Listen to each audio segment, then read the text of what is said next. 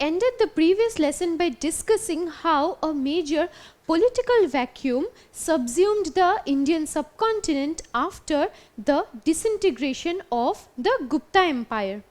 Now, during this time, that is, by the end of the 5th century CE, there was no one powerful kingdom, no one powerful dynasty that would take control over the Indian subcontinent. As a result of this, many small kingdoms were engaged in clashes and conflicts amongst themselves. Now, in this regard, 5 major kingdoms were fighting amongst themselves, among which the Pushyavati or the Vardhana dynasty now started gaining prominence. And the Vardhana dynasty, under a very powerful ruler by the name of Harshavardhana, now gained importance, prominence and power over the Indian subcontinent. So with this in mind, let us now begin our discussion and find out who Harshavardhana was. Harshavardhana ruled between circa 606 to 647 CE. Now his father was Pravakadavardhana and Rajyavardhana was his elder brother. After the death of his father Pravakadavardhana and his elder brother Rajyavardhana, Harshavardhana now became the king. Now we have to understand that his brother-in-law, the ruler of Kannauj, was killed. And after this, now Harshavardhana went to fight war with the ruler of Bengal. He defeated the ruler of Bengal and he was crowned the king. He now gained control over the region of Magadha and Bengal, and with this Harshavardhana became the new ruler. We learned how Harshavardhana came to power after the death of his father and elder brother.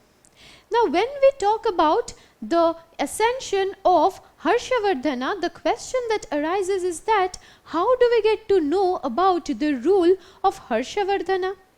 Now we have always learnt about coins and inscriptions, which are very important and reliable sources of information on the rule of various rulers. But apart from that, biographies also constitute a very important source of information on the lives and rules of various kings and rulers who ruled hundreds and thousands of years ago. Now in this regard, mention must be made of Harshacharita. Harshacharita is the biography of Harshavardhana and it was written by his court poet by the name of Banabhatta. So, Banabhatta wrote about the life and the rule of Harshavardhana in very glorious and celebratory terms. But at the same time, this is a very reliable source of information when we have to trace the ascension of Harshavardhana or how he ruled or the various policies he implemented in order to make his dynasty greater in size. Now, during the rule of Harshavardhana, the Chinese traveller Xuanzang or Huansang visited India. Now, it is from the chronicles or the writings of this Chinese traveller that we get certain information on the court and the policies and the attitude of Harshavardhana. Now, Xuanzang or Huansang also wrote about the court of Harshavardhana in his book Siyuki, which also means the Buddhist record of the Western world. Now, why is it called the Western world? Keep your geography lessons in mind. China is towards the east of India, which is why when this Chinese traveller came from China to the Indian subcontinent, this meant that he had travelled to the Western world. So in this chronicle that contains various accounts on different regions of the Western world, we can find mentions of the rule of Harshavardhana. Now Harshavardhana was a very powerful and a very able ruler. During his time, he extended his empire over the northern part of the Indian subcontinent. Now this map shows you that Harsha ruled over a territory that spanned from the northern part of the subcontinent to the Narmada river valley. Now Harsha, as a very powerful ruler, wanted to expand his territory beyond the Narmada river into the southern part of the Indian subcontinent. But unfortunately, he was not able to do so. He was met with stiff resistance. This is because when Harshavardhana tried to expand his territory beyond the river Narmada into the southern part of the Indian subcontinent, he was now defeated by the Chalukya king Pulakeshin II. So in the year 618 CE, Harshavardhana was defeated and his plans of expansion towards the southern part of the Indian subcontinent were hampered by Pulakeshin II, who was also a very powerful ruler who ruled under the Chalukya dynasty. Now, the question that arises in this regard is that where did this Chalukya dynasty rule? And who was this ruler Pulakeshin II? So these questions now bring us to the Chalukya dynasty was a royal dynasty that ruled large parts of southern and central India. So we learned that it was the Pushyavati or the Vardhana dynasty that took control over the northern part of the Indian subcontinent. So we learned that it was the Pushyavati or the Vardhana dynasty that took control over the northern part of the Indian subcontinent after the disintegration of the great Gupta Empire. And on the southern part of the Indian subcontinent, that is in the southern and central parts of the subcontinent, it were the Chalukyas who were ruling after the disintegration of the Gupta Empire. Now the Chalukyas ruled between the 6th and the 12th century CE. So in this map you can see the extent of the Chalukya dynasty. But whenever we talk about any dynasty, we also need to take into account the geographical location of the dynasty or that kingdom. So in this regard, the question that arises is that where was the Chalukya dynasty located, to be very specific? The Chalukya dynasty was centered around the Raichar Doab that lies between the rivers Krishna and Tungabhadra. Now this map shows you the rivers Krishna and Tungabhadra, and between these two rivers is the Raichar Doab. Now centered around this Raichar Doab is the Chalukya dynasty. So this is the exact location of the Chalukya dynasty that ruled between the 6th and the 12th century CE. Now the capital of the Chalukyas was Aihole. So this map here shows you the capital city of the Chalukyas, that was Aihole. Now we get to know a lot of information about this capital city from the various caves that could be found in Aihole. Now inside these caves are many inscriptions that give us a lot of information and very relevant details about Aihole. Now what do we get to know about Aihole from these inscriptions that could be found inside the caves of Aihole? We learn that it was an important trading and religious center, which is why it emerged as the capital city of the Chalukyas. Now any capital city is always the seat of power, because it is in the capital city that the monarch or the ruler or the king stays, and it is from that capital that the ruler or the king administers the entire state. So it goes without saying that Aihole, as the capital of the Chalukyas, was a very important center. Later on, the great Chalukya ruler Pulakeshin II shifted the capital of the Chalukya dynasty from Aihole to Badami. This map shows you Badami, which later on became the capital of the Chalukya dynasty. Pulakeshin II was the most prominent and one of the most powerful rulers of the Chalukya dynasty. His Prashasti was composed by his court poet by the name of Ravikirti. Now Pulakeshin II's Prashasti also gives us a lot of information on this great ruler. It is from this Prashasti that we get a detailed account of his triumphs.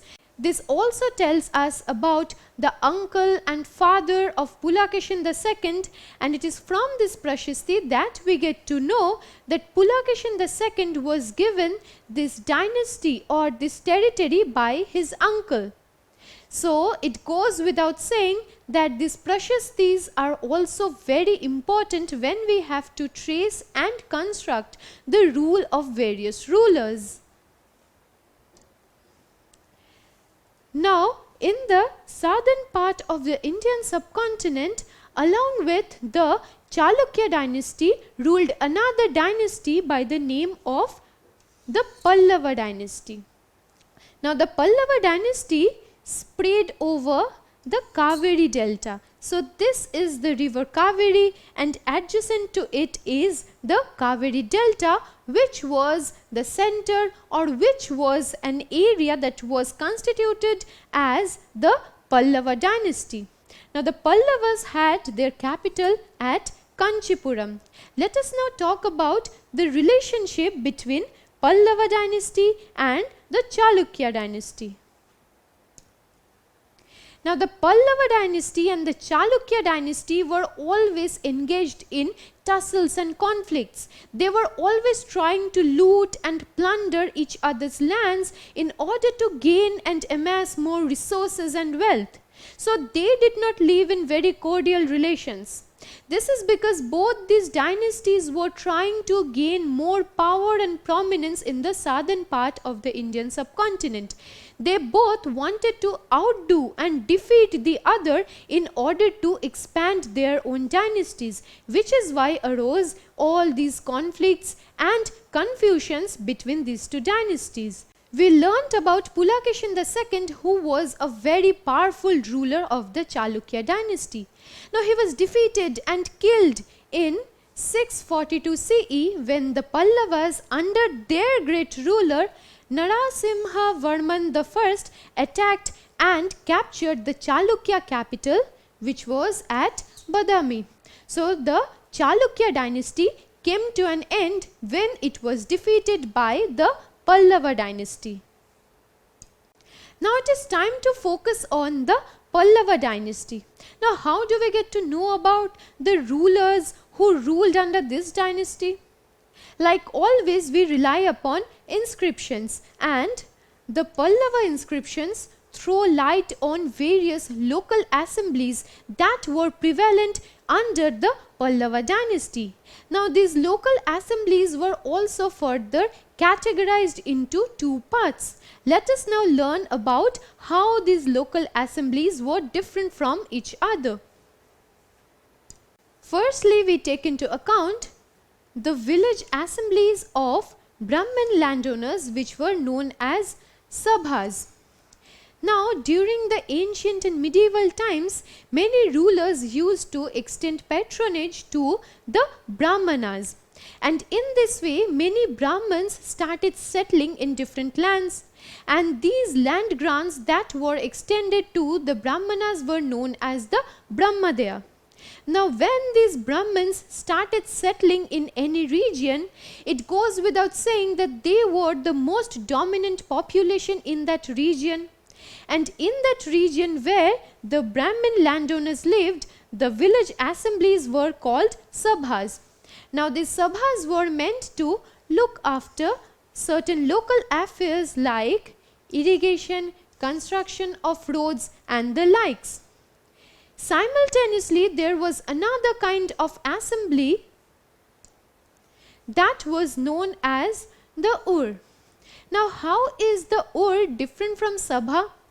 When we talked about Sabha, we learned that these were village assemblies of the Brahmin landowners.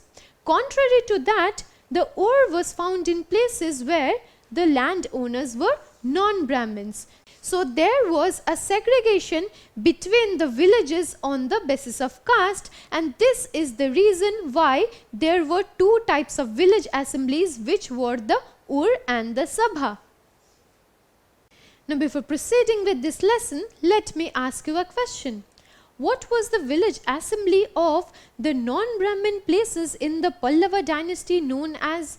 Was it known as the Sabha, the Ur, or the Nagaram? Well, the correct answer is Ur. In the places where the non-Brahmin landowners lived, the village assembly was known as Ur. Now we come to another thing. The organization of merchants under the Pallava dynasty was known as the Nagaram. So from this we can understand that trade was also given importance by the various Pallava rulers. Now the village assemblies and various organizations were presided by people who had immense power at their disposal. So the wealthy landowners, the wealthy merchants were the ones who got to exercise their rule or their authority on the people who lived in the villages. Now what happened to those people who did not have their say, their opinion, and still lived in the villages?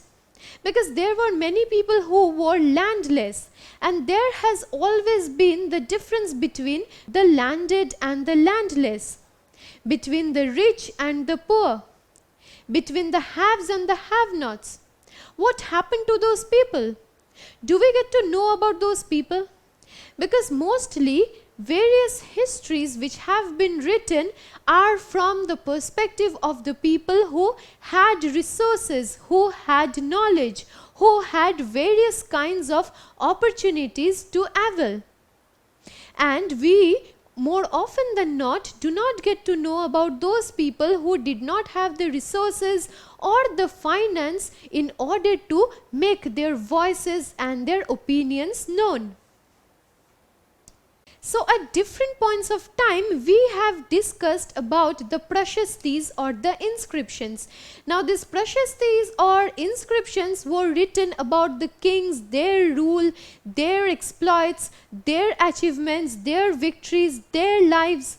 But where do the common people come? The common people never feature in any of these prashastis which were written in celebratory terms on the lives and rules of the various rulers.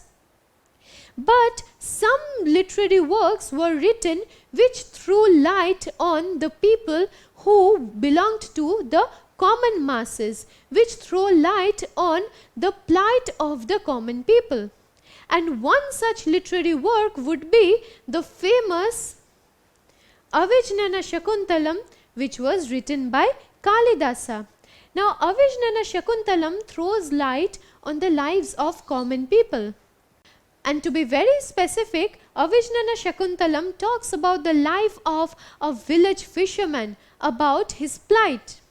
Because we don't get to hear the voice of the poor people more often than not. So these bodies of literary works are also very important to be read and understood side by side with the prashastis and the inscriptions which were written from the perspective and the viewpoints of the kings and the ruling classes. When the Chinese pilgrim Faxian visited the Indian subcontinent, he found there was division in the society. Division on the basis of caste. Caste discriminations hierarchized and segregated people from each other. That is to say, caste divisions were very discriminatory in nature. It is from his records that we get to know about the condition of the untouchables in India. This Chinese pilgrim Faxian wrote that whenever any untouchable person was entering a village, that person was supposed to make everyone else aware of his or her presence by beating a stick to the ground. Now when others would become aware of the untouchable's presence, they would not come in his presence. So this is why this person was called untouchable, and even the shadow of an untouchable person is considered polluting. Now there was this rule that the untouchables were not supposed to be touched by the upper caste members, which is why there was always a segregation and division among these various groups of people. Now in the villages where the Brahmanas lived, the lower caste people who used to do menial jobs were not supposed to enter. So this is the plight of the untouchables who lived in the Indian subcontinent around that time, and this is something that we don't get to know from the mainstream records, from the mainstream inscriptions and prashastis which were written by the kings and on the kings and for the kings. We have now reached an end of our discussion on the chapter New Empires and Kingdoms. Now in this series of lessons we have been talking about how different empires and kingdoms emerged in the Indian subcontinent in the ancient and medieval times. We began these lessons by talking about the great Gupta Empire, how it came into being under Sri Gupta and greatly and significantly grew in size under various other Gupta rulers like Chandragupta I, Samudragupta, or even Chandragupta II or Vikramaditya. Subsequently, we then focused on the other empires and kingdoms that emerged in different parts of the subcontinent after the disintegration of the great Gupta Empire. And for this reason, we focused on initially the Vardhana dynasty, which was headed by Harshavardhana. We got to know about the life and rule of Harshavardhana, following which we focused on the Pallava dynasty and the Chalukya dynasty. Now when we take into account the various kingdoms and dynasties that ruled over the Indian subcontinent over different periods, we need to remember that these dynasties and kingdoms consider and constitute very important epochs in Indian history. So here we reach an end of our discussion on the empires and kingdoms that emerged, flourished and declined in ancient and medieval times in the subcontinent. Don't forget to subscribe to our channel and hit the bell icon. You can also register for free at DeltaStep.com or download the DeltaStep app to learn one-to-one with our amazing teachers or to get access to all our 5,000 plus amazing videos as per your school syllabus. Master each topic with our adaptive practice technology. Get million plus questions with step-by-step solutions and unlimited mock tests. Get all your doubts resolved instantly. Learn via games and win amazing prizes like PlayStations and iPads. So at DeltaStep, learning is not just fun and easy, it's rewarding too. So register for free now.